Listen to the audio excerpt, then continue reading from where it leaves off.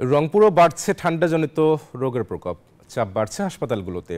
আরও জানাতে যুক্ত হচ্ছেন সহকর্মী রিজাল করিম মানিক।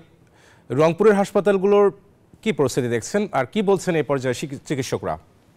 হাবিব, আপনি অবশ্যই জানেন যে উত্তরাঞ্চলে বরাবরই অর্থাৎ শীতের প্রকোপ আগে ভাগেই পড়ে, এবারও কিন্তু ঠিক তেমনটাই ঘটেছে।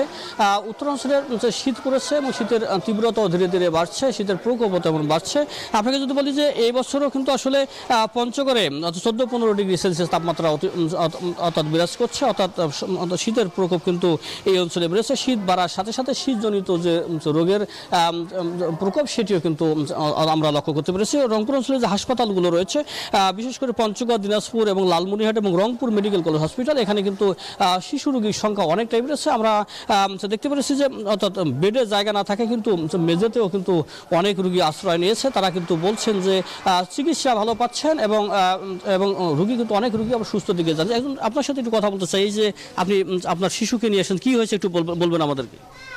শীতের কারণে বাচ্চার ঠান্ডা লাগছিল, অতিরিক্ত শ্বাসকষ্ট, এই জন্য হাসপাতালে নিয়ে আসছি। এখন আলহামদুলিল্লাহ একটু সুস্থ। কদিন থেকে অসুস্থ আপনার বাচ্চা? মোটামুটি 3-4 দিন থেকে অসুস্থ। অসংখ্য ধন্যবাদ। শুনছিলেন একজন মায়ের কথা, তিনি কিন্তু বলছেন তার শিশুর কথা, অর্থাৎ গত কয়েকদিন থেকেই তার শিশু অসুস্থ।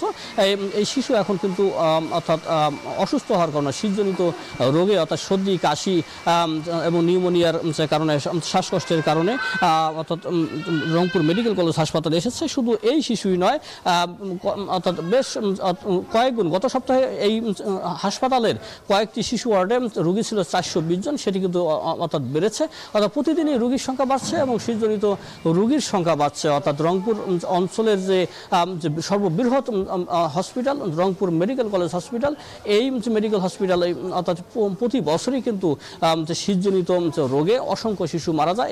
এছাড়া কিন্তু শীত বাড়ার সাথে সাথে যে অর্থাৎ আগুন, শীত নিবারণের আগুনে দগ্ধ হয়, সে দগ্ধ রোগীর সংখ্যা কিন্তু প্রতি বছরই বাড়ে। এবারও কিন্তু অর্থাৎ সচেতন মহল বলছেন যে দ্রুত অর্থাৎ সরকারিভাবে সাহায্য সহযোগিতা বাড়ানো হোক এবং শিশুদের প্রতি যত্ন বাড়ানো হোক, এটি কিন্তু বলা হয়েছে। এই ছিল আমার কাছে রংপুর মেডিকেল থেকে সর্বশেষ। হাবিব।